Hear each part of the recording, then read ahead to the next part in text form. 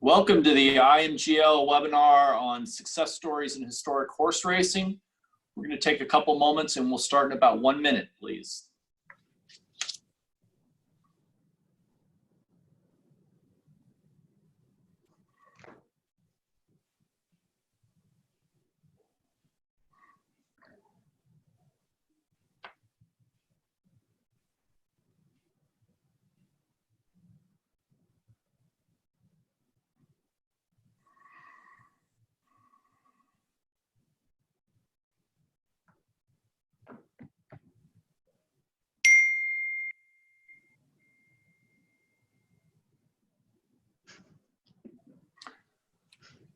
Welcome, everyone. My name is Mark Ellinger. I'm the president of the International Masters of Gaming Law, the IMGL. It's my pleasure to welcome you to today's panel on the success stories of historic horse racing. Very quickly, a few comments up in advance. With respect to the presentation today, you can use the chat feature, the question and answer feature to post any questions. And also, please log in with your name and the country you're from, just so we kind of get an idea who's on and who's participating today. We have upcoming events. The next one will be July 20th. We'll be talking about challenges in the UK gambling industry during the pandemic. And also on August 13th, we'll talk about labor and employment issues in the gaming industry amongst COVID-19. Let me start today by introducing Catherine Paisley, who's the moderator of today's panel and the assembler and the genius behind it. Catherine is a general counsel and vice president of compliance for Exacta System. Exacta Systems is a leading provider of historic horse racing wagering systems across the United States. In her role, Catherine assesses parimutuel and gaming laws to ensure historic horse racing legal compliance, drafts and reviews vendor and IP licensing contracts, investigates new potential historic horse racing jurisdictions. Really, because of her background experience, she's become an expert in this market, which is getting more and more attention as we go forward because of its success and its injection of new revenue into the horse racing industry. I think you're going to find this to be a fascinating panel. With things that are really developing around particularly around the United States, but I think across the world. So with that, I'll turn it over to Catherine and take it away. Thanks, Mark. So thanks for the introduction. Appreciate it. Appreciate IMGL for the opportunity to discuss historic horse racing. You're going to probably hear us call it historic horse racing, historical horse racing, HHR for obvious reasons. You may know it as instant racing, which was the original brand name of the first version of HHR back in the early 2000s. It kind of got used the way Kleenex is to tissue. But if you know it as instant racing, you know historic horse racing. Although in the last 20 years, the technology has significantly improved, as is the case in most tech industries. Appreciate everyone joining here. Would welcome any questions in the chat. We're probably going to wait until the end of everyone's presentations before answering those. So if you put a question in and we don't get to you, we're not ignoring you. We're just trying to be mindful of time and not interrupt the panelists while they are giving their presentations. The invite to this said that HHR was a gaming force to be reckoned with. And you're probably wondering why that is. And the answer to that is because of the numbers. American Gaming Association has reported that over the past few years, casino gaming is rising a little bit under 5% a year, rising, but not incredible percentages year over year. 2018 to 2019 saw a 3.7% increase. Comparing that to HHR, which 2015 to 2018 saw a 36% increase in GGR each of those years. And then in 2018 to 2019, when casino gaming GGR went up 3.7, HHR went up 129%. Now, that's a pretty eye-popping number. We know that that's a result of a new jurisdiction coming on.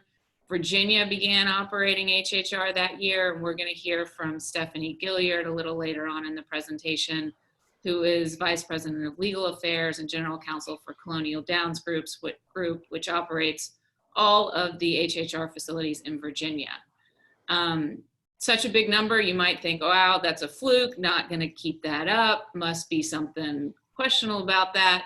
Fair point. But if we look at Kentucky from January, February of 19, comparing with January, February of 20, which of course are the only 2 full months of gaming due to COVID, we still see a 40% increase. So totally reasonable to expect those types of numbers going forward.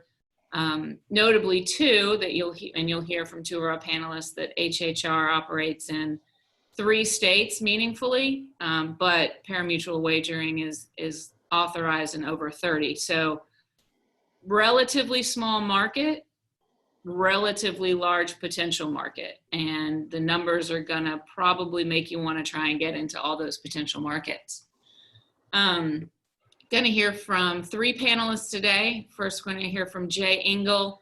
Jay's an attorney with the law firm of Jackson and Kelly, located in the Lexington, Kentucky office. Jay and his colleague Bill Hoskins are the attorneys that successfully argued the only case to date that has asked the question whether or not HHR is in fact parimutuel. The trial court found that it was. 4-day trial, heavily reliant on GLI testimony. I'm sure he's going to talk to you about not only what HHR is, but also a little bit about that case. Personal note, Jay has represented my company in several pieces of litigation. Couldn't be happier with Jay's representation and Jackson and Kelly as well. And I hope that compliment carries more weight coming from a lawyer client. So Jay, we're happy to have you here. Next, we're going to hear from Tom Aronson. Tom's going to talk about the money. He's going to talk about the numbers. Tom is president of Racing Resource Group and has had the privilege of being front and center in the 2 probably most important advancements in horse race wagering in the last 30 to 40 years. Was a senior executive at TVG in the early years of that, and then was helped to launch and develop the Exacta system, which at the end of 2019 occupies 60% of the HHR space. Fun fact about Tom, he is the evil genius behind the super high 5 wager found at horse racing tracks across the country, in which participants are asked to select the 5 top placers. I am quite good at getting 4. Tom and I are friends. He's yet to tell me the secret of getting 5. It continues to confound me. So Tom, we're happy to have you here. Thank you. And then finally, we're going to hear from Stephanie Gilliard, who I mentioned earlier. Stephanie has been at started at the beginning in Virginia when horse racing wasn't even operating. Due to circumstances, they had lost their horse racing. It's the land of Secretariat, the people's horse, the only horse to ever win 2 derbies. And as a result of HHR, there's racing in Virginia again. She was instrumental in not only the regulation writing process, but also the education process, going from a state that had very little gaming, just lottery at the time, and no horse racing, and getting both gaming and horse racing up and running. Stephanie is extremely involved in civic engagement, and while I wasn't surprised that she said yes to being on this panel, I was nonetheless honored. So happy to have you here, Stephanie. That is enough from me. I'm going to hand it over to Jay Engel for his portion of the presentation. Jay? Thanks, Catherine, and thanks for the introduction. I'm glad to be here with this group and try to help everybody learn a little bit more about historical horse racing, or you'll hear us refer to it as HHR for shorthand to start with. I'm going to walk you through a few slides here and start with kind of what is historical horse racing, and looking at our group of panelists and attendees. I'm sure some of you already are familiar with the product, others might be new to it. So those of you who already know it, bear with me while I do a quick primer. Historical horse racing, first and foremost, is a parimutuel wager. It's a wager among the patrons playing, just like if you were at the racetrack. It's not a bet against the house. It's based on a previously run horse race, so the outcomes are determined by races that may have happened many, many years ago. So you make your selections based on some handicapping information that's provided. It's provided in a way so you can't determine what the race is. It won't look exactly like racing form or past performances. It might be in graphical or pie chart form. It gives you the opportunity to use that handicapping information to add skill in making your selections, but not so much that you can figure out exactly what race and try to beat the system. For that reason, the identifying information is obscured. Once you make your selections, the outcome is determined, then the identity of the race is revealed for verification purposes. And then probably most importantly for its success, the outcome is shown via an entertaining display. And we'll talk about that in a minute. I'll show you a couple examples, but that's kind of the key difference, because this is targeted at an audience that's a little different than your traditional horse player. HHR started as a product called Instant Racing in Arkansas at Oaklawn Park, who in the late 90s saw a trend line it didn't like with its wagering, needed a boost of revenue. Eric Jackson, who was the general manager there at the time, had the concept of, could we do a product that's pari-mutuel but uses old horse races? And he collaborated with Amtote. They did the R&D, developed it, and went live in 2000 with a product called Thoroughbred Mania. And the one you see on the screen here is actually a later model of Thoroughbred Mania. The original one was even a little simpler than this, and they actually took a self-service totalizator out of their racing platform and used it to convert. And from then it's developed greatly to what you see today. As I said, it's designed to be entertaining. The themes you see are ones like these. A couple of these I think are exacta themes, or a couple are from other providers. But while it's based on the outcome of a horse race and you can watch the end of the horse race, it also adds the entertaining bells and whistles that customers to traditional casinos like to see. Here are some of the actual HHR terminals. I think some of these are exacta terminals. Others are Ainsworth, which are in play at Churchill Downs facility in Louisville. But as you can see, it's designed to be marketed to a different player, but the key is the underlying outcome determination and structure is all based on the results of a horse race. So as Catherine mentioned, there are three primary places it's authorized and in operation in any large scale, but it is authorized currently in 6 jurisdictions, which you can see here, and Tom's going to walk us through those 3 primary ones and just the type of numbers it's generating there. One of the questions that always comes up is, how does it get authorized? And there have been a number of ways legally to try to authorize HHR. One way is to just look at your existing statutory and regulatory scheme and see if HHR, the way it's operated, meets the requirements to be a pari-mutuel wager under your pari-mutuel commission or racing commission's regulations, and that works in some places. Another option is a specific statutory authorization. If you have a legislature that's willing to authorize it, obviously that's going to be one of the cleaner ways, but that's not always the case in every jurisdiction.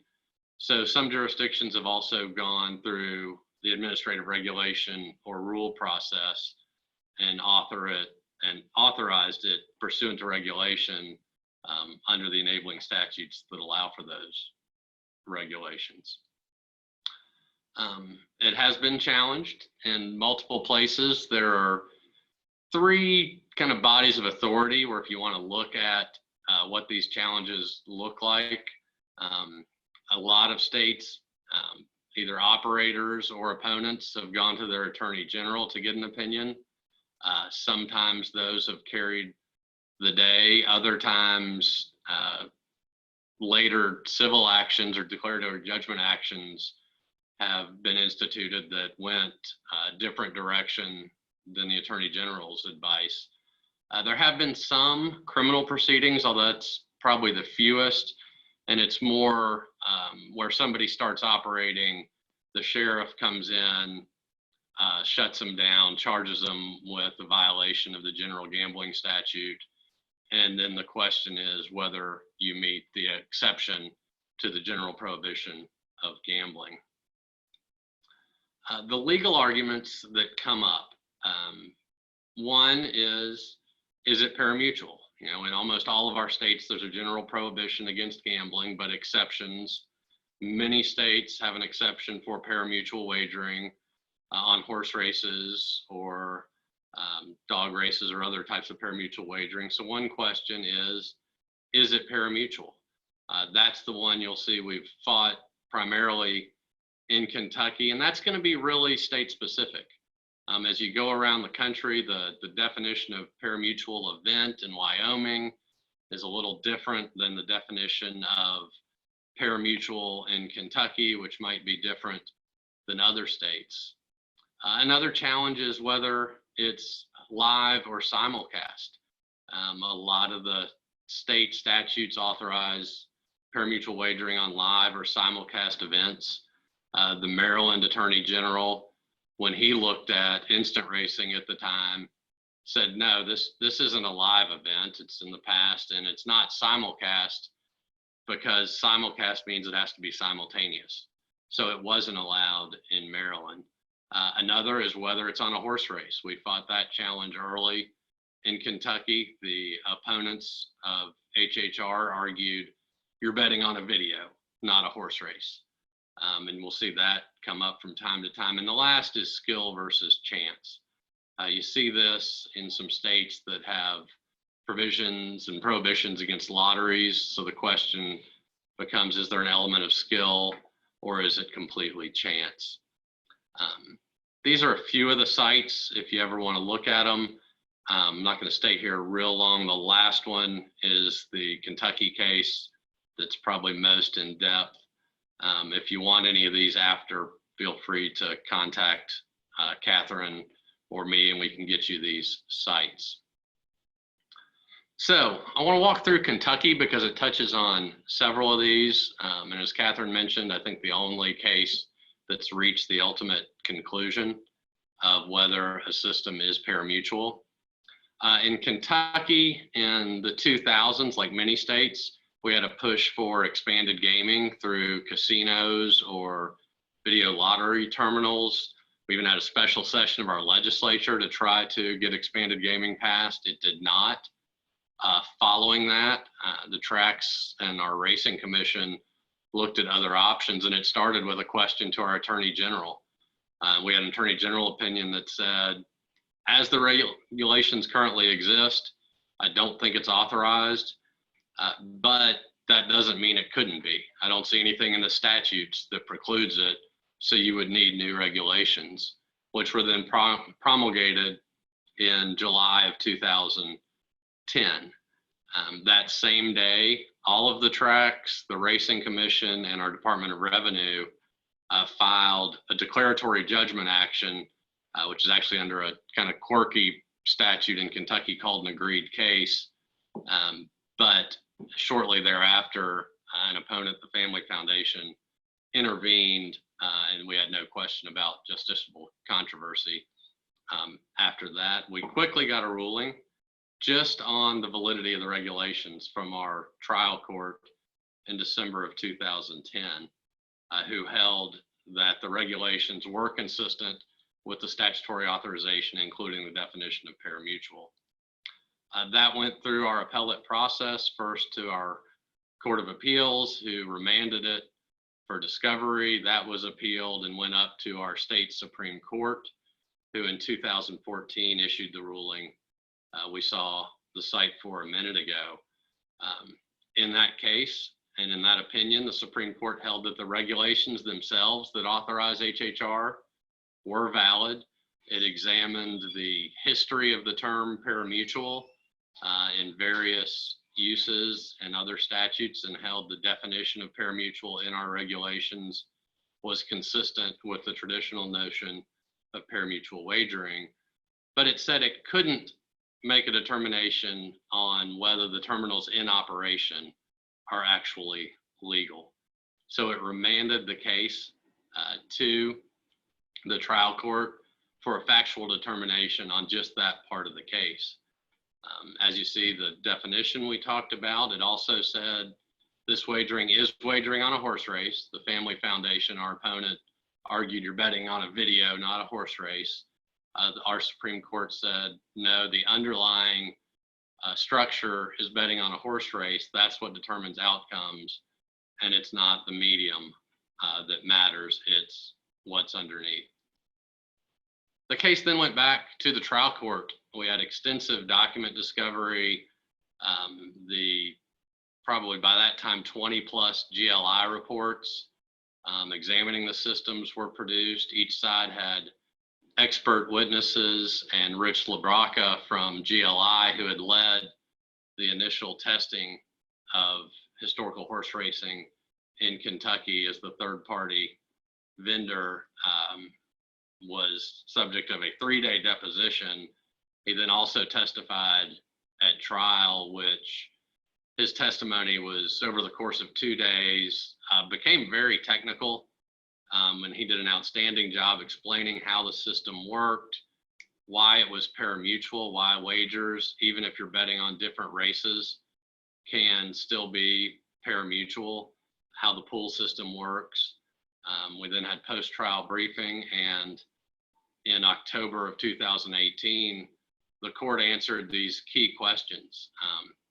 We really focused on the definition of parimutuel in our state, which has 4 elements that you can see there. Is it approved by the commission, which was an easy yes. Then the core of parimutuel were the patrons wagering against themselves, among themselves, and not against the association. And that was where a lot of discussion at trial was. And then are the wagers placed in designated pools?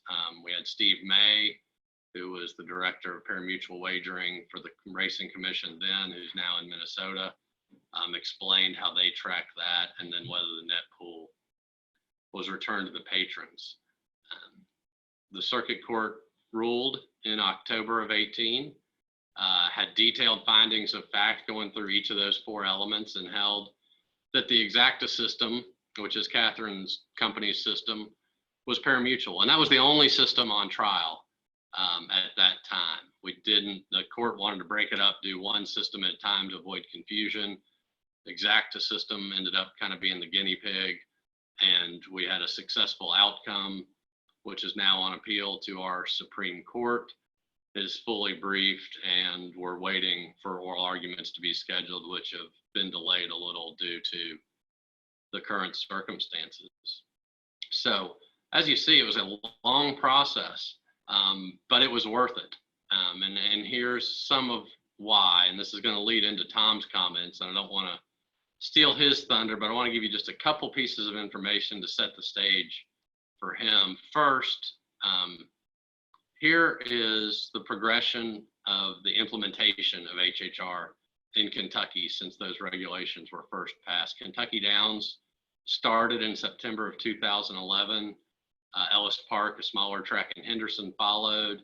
Then Keeneland and Red Mile did a joint venture. Churchill Downs came on board and has had great success in their facilities. And now they are joint venturing with Keeneland, building another facility in Western Kentucky, and have also purchased Turfway in Northern Kentucky and are going to completely renovate it and also build a satellite facility. And here is where I want to finish to show the impact it can have. And this is the impact on thoroughbred racing. Kentucky Downs was struggling, to say the least, prior to HHR. On the left, you see the 2010. This is their live meet numbers. I mean, their total purses for the entire meet were under 800,000. Their total handle, and that's handle on thoroughbred racing, that doesn't include HHR, obviously, was only $3.6 million. 9 years later, after they implemented HHR, They were able to generate revenue to increase those average purchases almost 10 times, which increased field size, which made a more attractive product for handicappers, which drew more handle. And as you can see, the handle increased last year to over $41 million for their live meet. That's the kind of difference it can make for the operator, for the racetrack. And Tom now is going to walk you through some of how you can generate the revenue to be able to have that kind of success and make that kind of difference. Tom?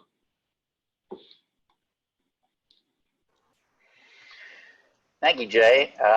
We are going to be moving pretty quickly through a lot of numbers. So if anybody has any questions or would like some follow-up, I've put page numbers in large size in the lower left-hand corner. And you can just make a note of it or ask any question, obviously, that you want. The numbers we're going to be looking at are generally through 2019. So they are coronavirus free, which is to say 2020 is sure to have some adjustments, but hopefully just temporary. So let me get right to the point.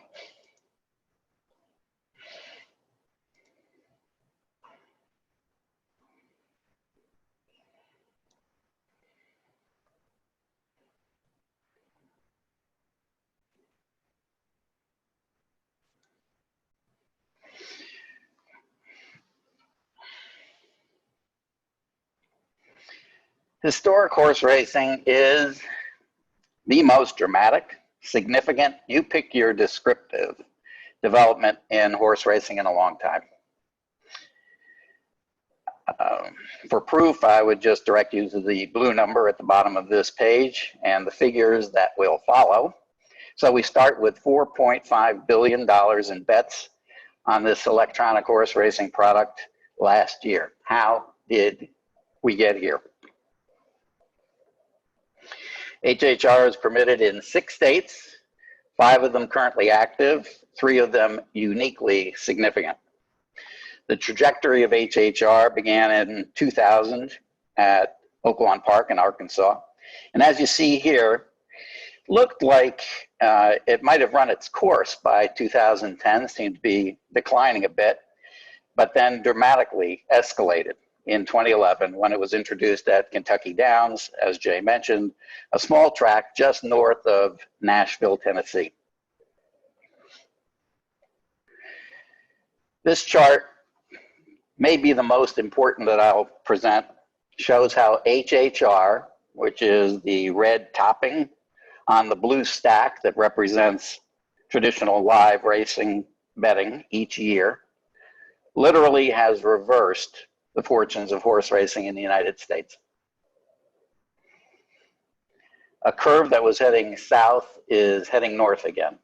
And I don't know that anybody in horse racing thought that would be possible. $171 million bet on HHR games in 2011, $4.5 billion in 2019, a 43.8% compound growth rate that even might make Warren Buffett salivate.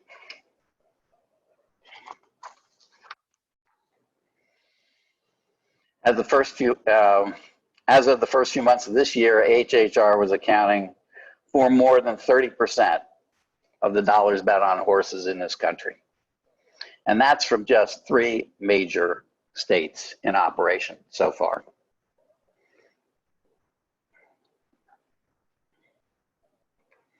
It started, as we discussed, in Arkansas in 2000.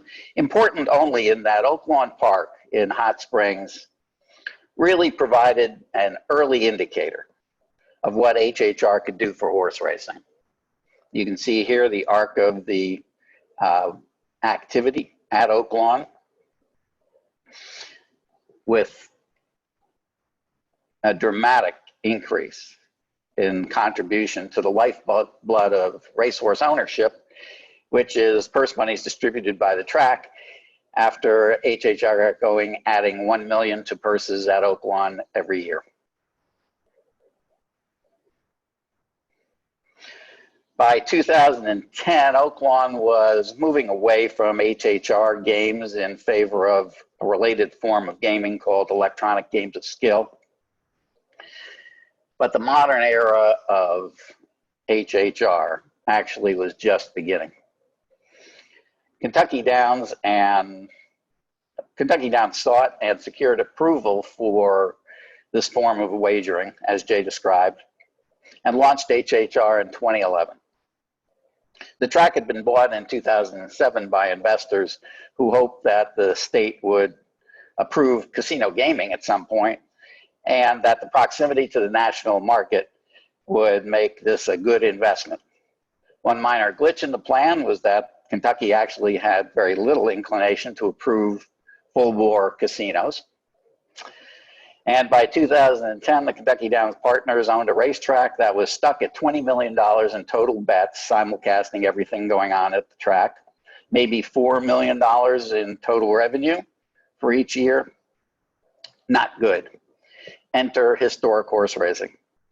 The Kentucky Racing Commission's move was controversial, both commercially and legally, according to some. But Kentucky Downs promptly added 200 machines and 29 million in bets to its books in 2011, then 190 million in 2012, 290 million in 2013, and so on. The blue line, the highlighted blue line here is important because in 2015, Exacta Systems launched a state-of-the-art system as a competitive alternative to the existing provider. I know what you're thinking. You were thinking no advertising, but this is a freeware version of this program, and so you'll just have to accept a little pop-up here on Exacta Systems. But you can see that the uptake at Kentucky Downs from 2015 on was even more remarkable than anybody anticipated. Most importantly, and this is something that I think everybody who has worked in horse racing can embrace, Kentucky Downs modeled the fact that this was not just a transitional product on the way to casino gaming. This was a fresh new revenue generator that horse racing could call its own. And that has proved to be a critical point in discussing the expansion of historic horse racing in other states. Other tracks in Kentucky followed suit, as Jay mentioned. And now with these multiple installations statewide, Kentucky betting on HHR exceeded $2.6 billion last year, accounting for 84% of all the racing-based bets made in the state.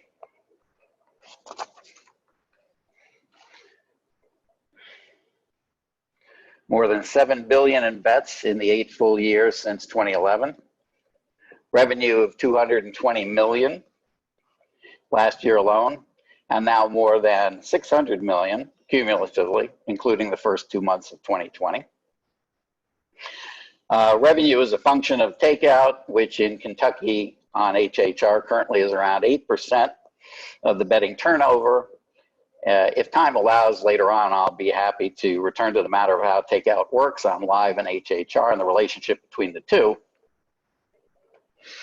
But suffice it to say that these revenues are supporting a wide variety of state programming, including breeding. Pioneer Kentucky Downs has become a poster child for the purses that it offers, as Jay mentioned, cumulatively or collectively.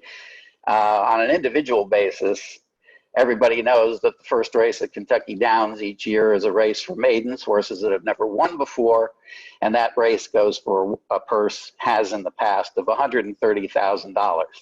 Since the owner gets 60% of a purse, that's a check for $78,000 if your horse manages to win a maiden race at Kentucky Downs. And you can trust me, people in the racing business took notice of that. This is a meaningful improvement in the financial fortunes of all of racing's stakeholders. If you like the hockey stick that is Kentucky wagering on HHR in recent years, you're going to love Wyoming. Let's start with 6 million in total betting in the state, 6.6 million in 2012, and 801 million north of that last year, 2019. It's accounted for a 75-fold increase in the thoroughbred breeding and development fund monies, millions of dollars to the state and its municipalities each year, and a breeding fund that has gone from virtually non-existent to measurable on the National Horse Racing Richter scale.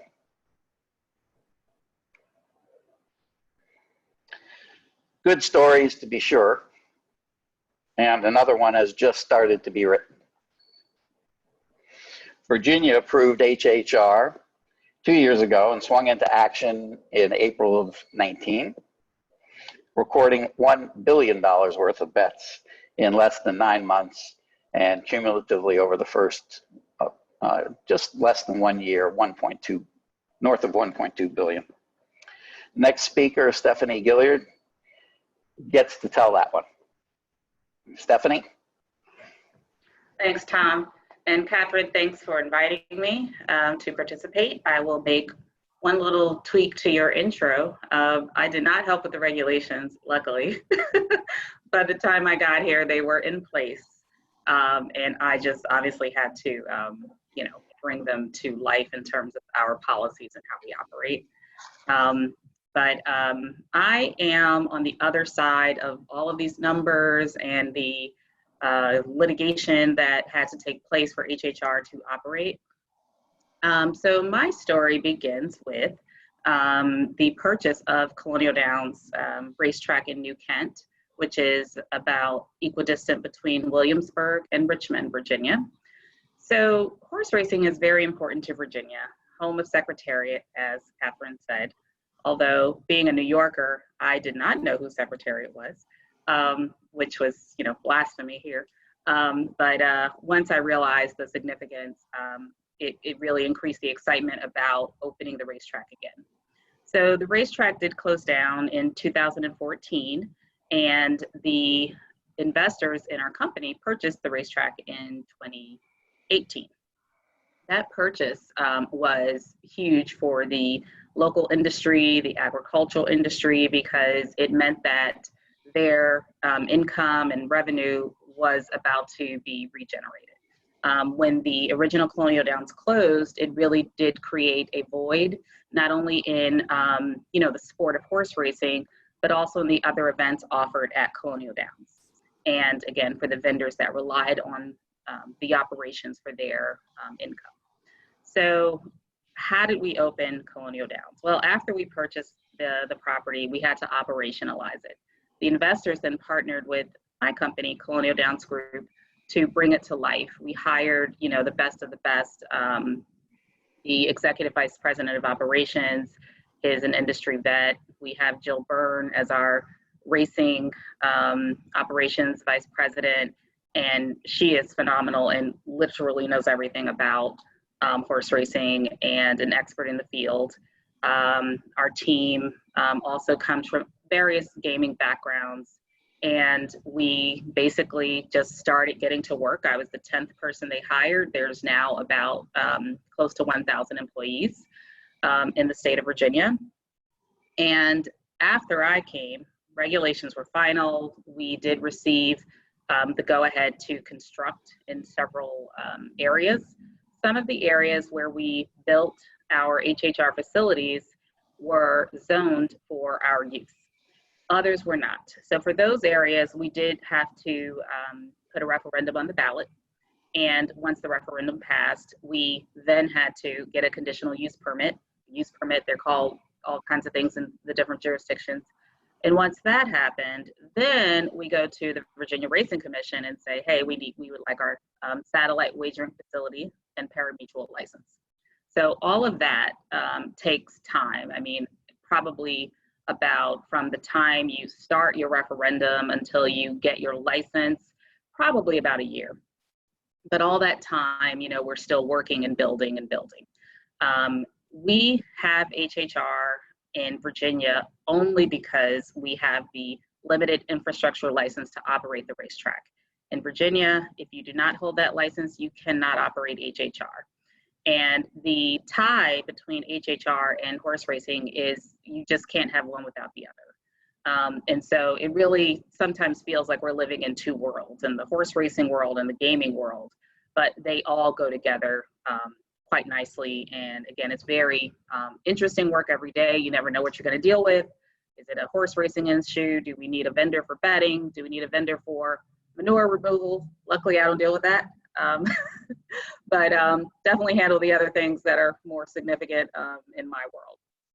So our HHR facilities are named Rosie's Gaming Emporium. Rosie's is, it's made for the strong, independent woman who likes to take charge and, is empowered to act in her community and, have fun with her friends.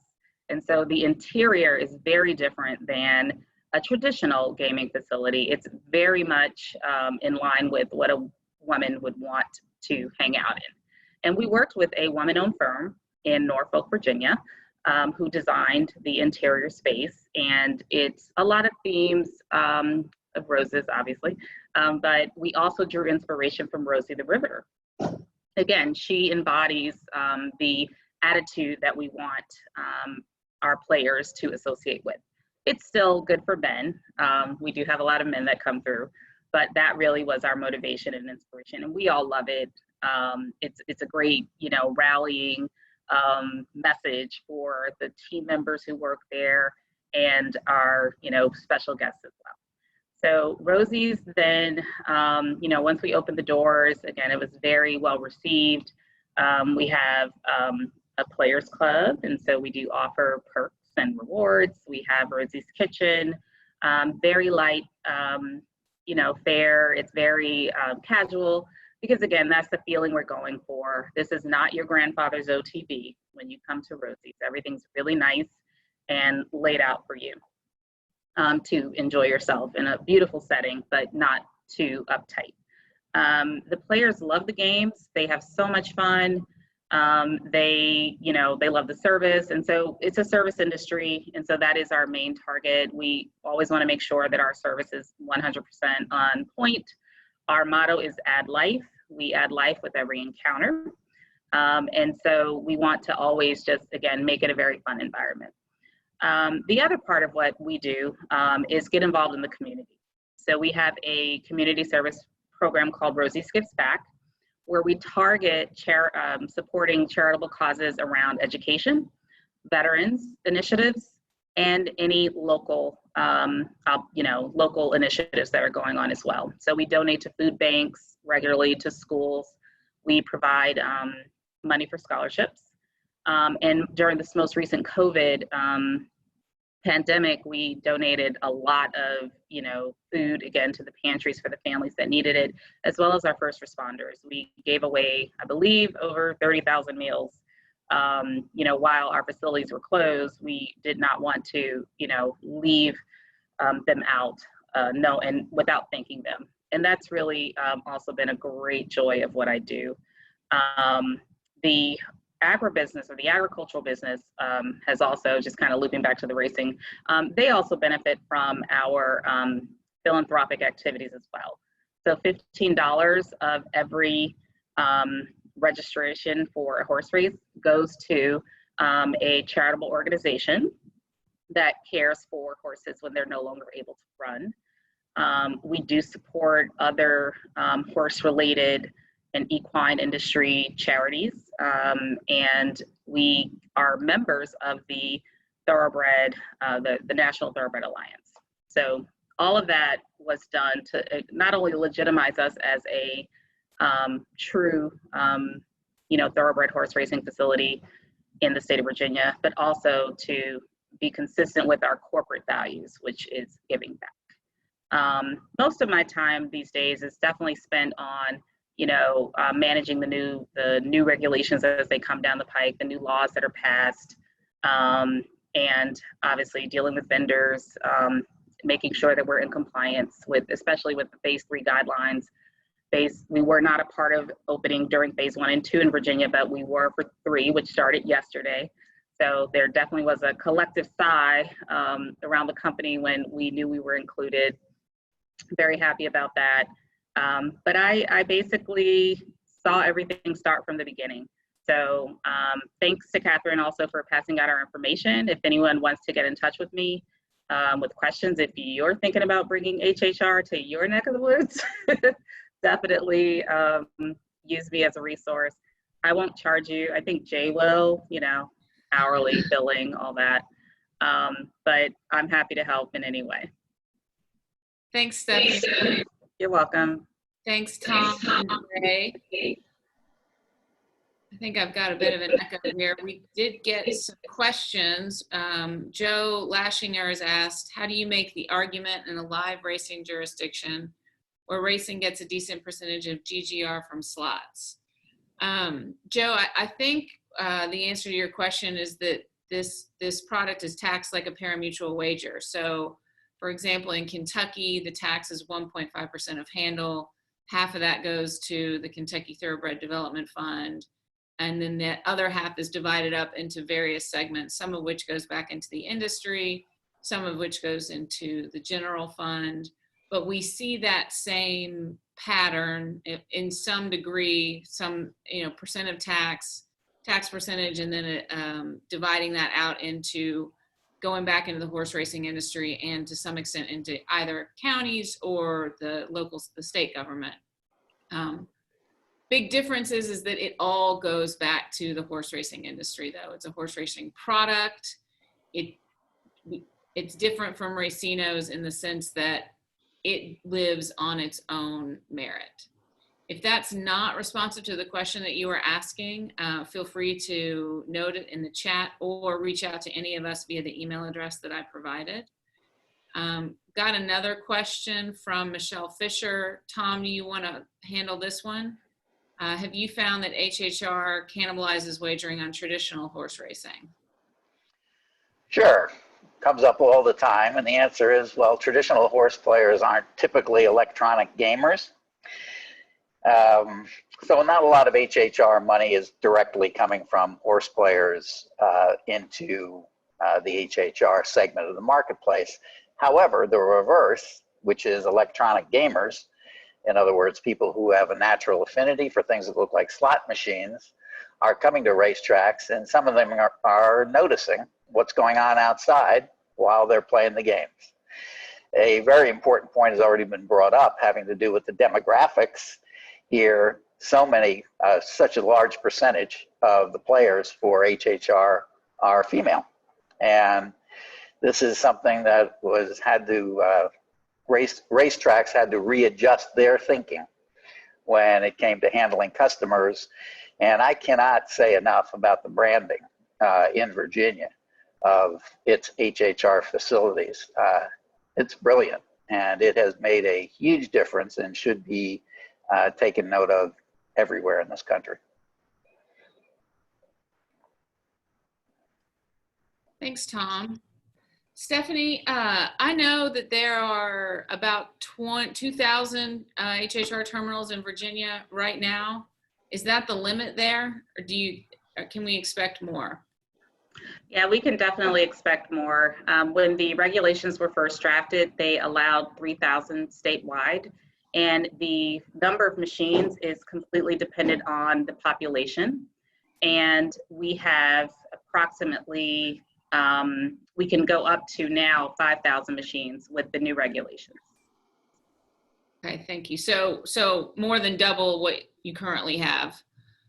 Yes, we have a lot of room for growth. One of the restrictions is around our number of licenses. We're governed by the Virginia Racing Commission. And so we are allowed a certain number of licenses to operate these satellite wagering facilities. And because of that, we are very strategic with where we place Rosie's, making sure that it's consistent with our demographic and the number, of residents in the area. Because if we want a decent sized gaming facility, we don't want to, open somewhere where we can't, take advantage of, that particular area. But I think the possibilities are, exciting for us to open larger facilities than what we have now. And quite frankly, all that means to me is that we get to serve more people with the charitable giving program that I'm honored to chair as the governance chair. And we're looking forward to the future. All right, great. Exciting times for HHR. Thanks, Jay, Tom, and Stephanie for joining me today. If anyone has a question that we didn't get to, please feel free to contact us via the email addresses in the chat. Or if you're watching this later and you want to ask us a question, feel free to reach out to IMGL. Thanks again to the panelists and to IMGL for allowing us to present today. All right, thanks, Catherine, very much. Thanks to your panel. It was a great job, very informative. It's an exciting topic, and I'm looking forward to watching the growth in revenue across the country. Hopefully we'll have it in Missouri at some point soon here. Want to remind folks that we have upcoming seminars, July 20th, challenges in the UK gambling industry in light of the pandemic.